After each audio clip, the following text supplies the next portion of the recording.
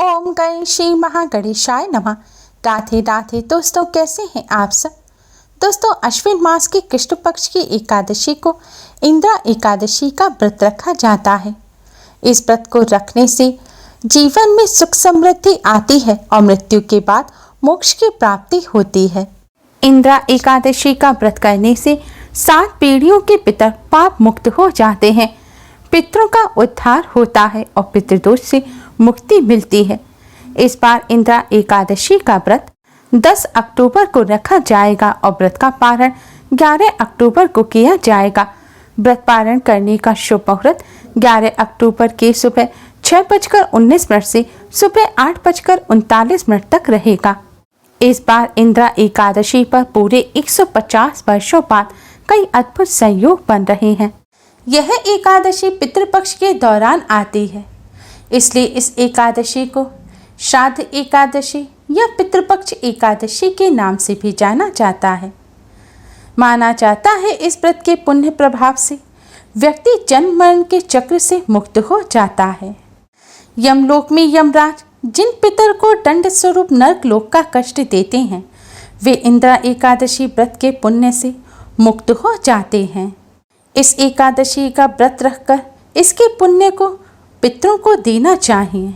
इससे पितरों को वैकुंठ धाम की प्राप्ति होती है। पितृदोष पितृ आशीर्वाद में बदल जाता है और पितर अपनी संतानों के कल्याण, वंश वृद्धि और सुखमय जीवन का आशीर्वाद देते हैं।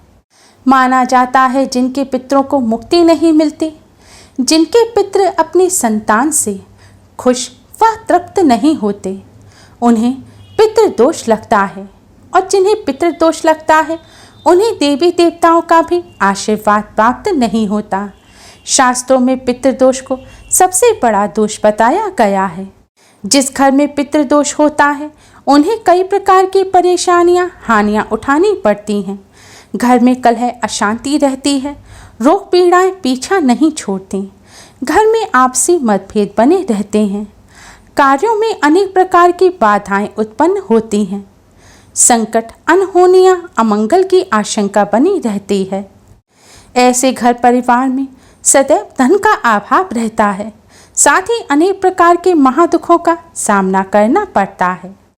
आज हम आपको मोक्षदायिनी एकादशी पर पितृदोष से मुक्ति पाने का और पितरों को प्रसन्न और तृप्त करने का एक बहुत ही आसान और असरकारक उपाय बताने जा रहे हैं। शास्त्रों में बताया गया यह एक अचूक उपाय है। इस उपाय को मोक्षदायिनी एकादशी पर करने से पितृदोष पितृ आशीर्वाद में बदल जाता है। पितरों के साथ साथ भगवान विष्णु, माँ लक्ष्मी जी की भी कृपा प्राप्त होती है और जीवन में चल रही तमाम परेशानियों से छुटकारा मिल जाता है। साथ ही धन का लाभ भी होता है। दोस्तों, इस उपाय को सही प्रकार से करने के लिए आप हमारे इस वीडियो को एंड तक अवश्य ही देखें। अगर आपने हमारे चैनल को अभी तक सब्सक्राइब नहीं किया है तो जल्दी से हमारे चैनल को सब्सक्राइब कर लें और बेल आइकन को हिट अवश्य ही करें, जिससे हमारी सभी नई वीडियोस की नोटिफिकेशन आपको फ्री में सबसे पहले मिल पाए। तो आइए दोस्तों, जानते हैं इस उपाय के बारे में। उपाय करने के लिए स्नान करके स्वच्छ वस्त्र धारण करें। दोस्तों, ध्यान रखें, आज के दिन भूलकर भी काले या नीले रंग के वस्त्र ना पहने। आज के दिन हो सके तो लाल या पीले रंग के वस्त्र पहने, क्योंकि यह रंग बहुत ही शुभ माने जाते हैं और यह दोनों ही रंग भगवान विष्णु, माँ लक्ष्मी जी को अति प्रिय हैं। अब आप शुद्ध जल से साफ आटा मढ़ें। आटे में नमक या कुछ और ना मिलाएं, आपको प्लेन आटा मढ़ना है। आटा मढ़ने के बाद आप आटे की 7 लोई बनाएं। लोई का साइज आप अपने इच्छानुसार छोटा या बड़ा रख सकते हैं। आप नींबू जितनी छोटी लोई भी बना सकते हैं या फिर आलू जितनी बड़ी लोई भी बना सकते हैं, लेकिन आपको लोई 7 ही बनाने हैं। 7 लोई बनाने के पश्चात आप इनको एक प्लेट में अच्छी तरह से रख लें। अब इस प्लेट को आप अपने मंदिर में भगवान जी के सामने रखें। भगवान जी के सामने एक शुद्ध घी का दिया जलाएं और एक सुगंधित धूप बत्ती जलाएं। फिर भगवान श्री गणेश, भगवान विष्णु, माँ लक्ष्मी जी को प्रणाम करें। फिर भगवान जी को आप हल्दी कुमकुम से तिलक करें। और पितृदेव को प्रणाम करें। प्रणाम करने के पश्चात आप एक पात्र में साफ किए हुए काले तिल लें। इन तिलों को आप मंदिर में रख दें और दूसरे पात्र में आप भगवान जी को भोग लगाने के लिए शक्कर लें। शक्कर का आप भगवान श्री गणेश, भगवान विष्णु, माँ लक्ष्मी जी, समस्त देवी देवताओं और पितृदेव को भोग लगाएं। दोस्तों, भोग लगाते समय आप भगवान विष्णु जी को तुलसी का पत्ता अवश्य ही अर्पित करें।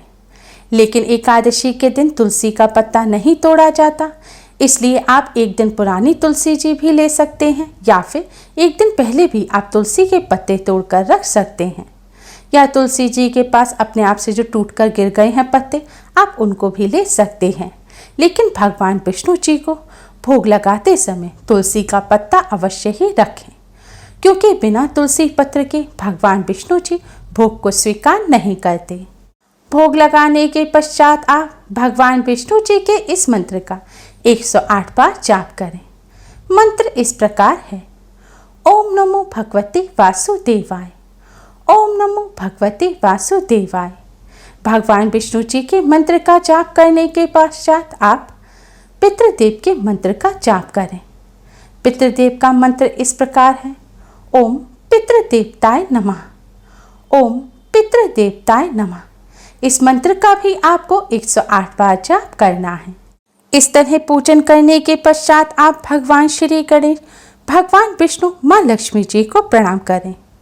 फिर आप भगवान विष्णु जी से अपने पितरों की मुक्ति और मोक्ष के लिए प्रार्थना करें।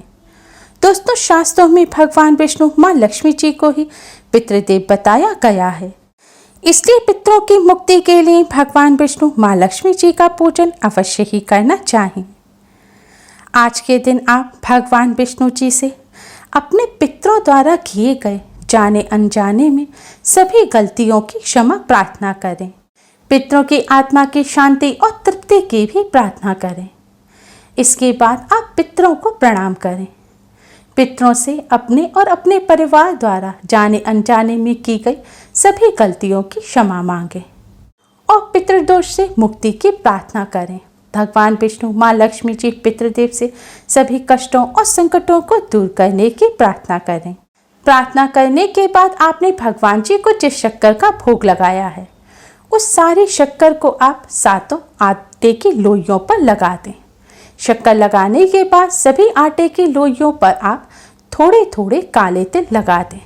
दोस्तों, ध्यान रखें, आपको इतनी ही शक्कर और काले तिल का भोग लगाना है जितने की सारी लोइयों पर लग जाए।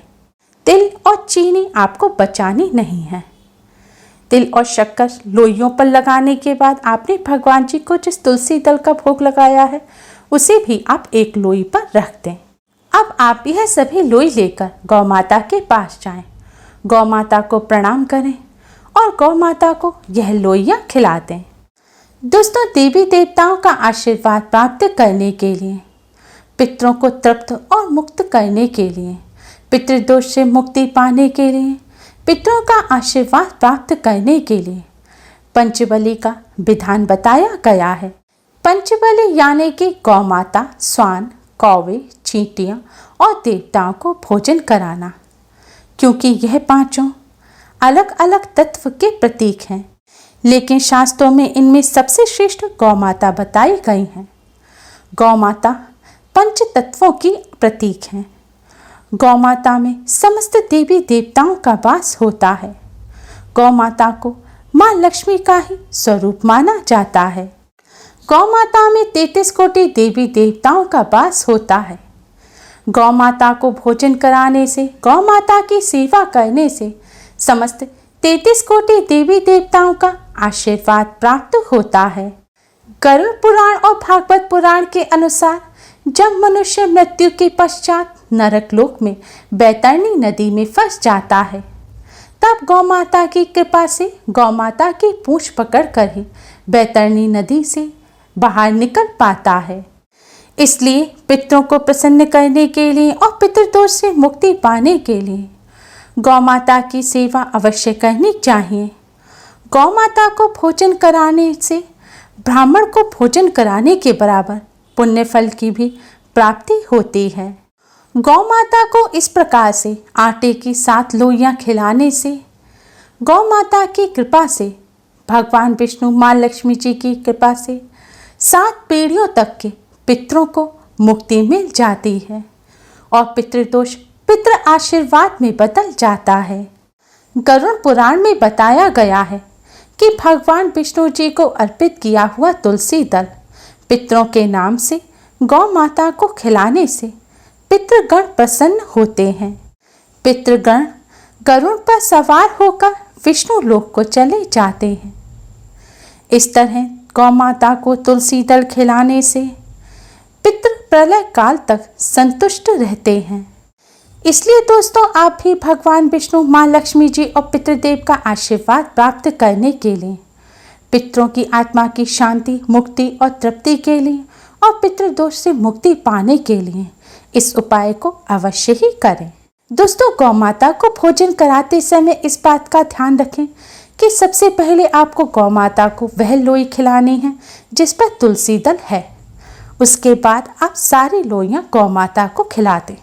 गौ माता को भोजन कराते समय आप जूते चप्पल ना पहनें। गौ माता को अपने हाथ से ही भोजन कराएं। अगर हाथ से भोजन कराने में डर लगता है तो गौ माता का भोजन का जो जगह है, जो जिस स्थान पर गौ माता का भूसा रखा हुआ है, वहाँ पर आप इन लोइयों को रख दें। लेकिन गौ माता के सामने जमीन पर इन लोइयों को ना डालें, जमीन पर ना फेंकें। और गौ माता को भोजन कराते समय भगवान विष्णु जी के मंत्र ओम नमो भगवते वासुदेवाय का जाप करते रहें। गौ माता को भोजन कराने के पश्चात गौ माता को हाथ जोड़कर प्रणाम करें और गौ माता से अपने सभी पितरों की आत्मा की शांति और मुक्ति की और तृप्ति की प्रार्थना करें और पितृदोष से मुक्ति की भी प्रार्थना करें।